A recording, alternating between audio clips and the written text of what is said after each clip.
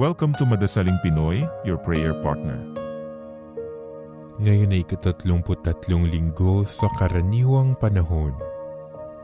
Ang mabuting balita ng Panginoon ayon kay San Lucas.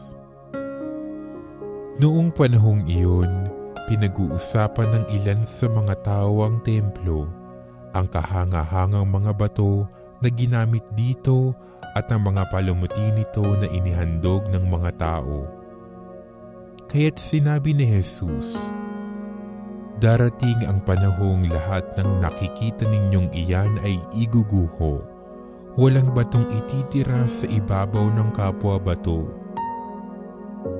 Tinanong nila si Jesus, "Guro, kailan po ito mangyayari?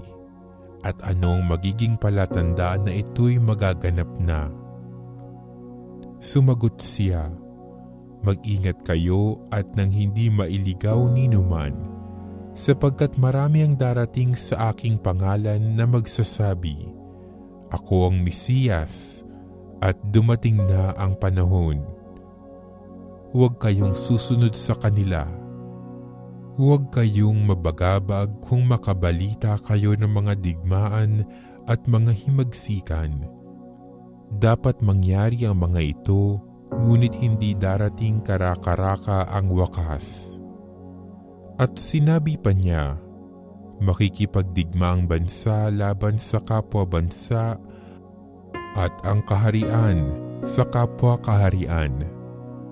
Magkakaroon ng malalakas na lindol, magkakagutom at magkakasalot sa iba't ibang dako.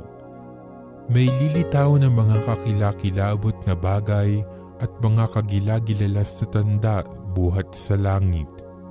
Ngunit bago mangyari ang lahat ng ito, darakpin kayo't uusigin. Kayo'y dadalhin sa mga sinagoga upang litisin at ipabilanggo. At dahil sa akin ay ihaharap kayo sa mga hari at mga gobernador. Ito ang pagkakataon ninyo upang magpatotoo tungkol sa akin. Ipanatag ninyo ang inyong kalooban. Huwag kayong mababalisa tungkol sa pagtatanggol sa inyong sarili. Sapagkat bibigyan ko kayo ng katalinuhan at ng pananalitang hindi kayang tutulan o pabulaanan ng sinuman sa inyong mga kaaway. Ipagkakanulo kayo ng inyong mga magulang, mga kapatid, mga anak, at mga kaibigan, at ipapapatay ang ilan sa inyo. Kapupuutan kayo ng lahat dahil sa akin, ngunit hindi mawawala ni isang hibla ng inyong buhok. Sa inyong pagtitiis ay tatamuhin ninyo ang buhay na walang hanggan."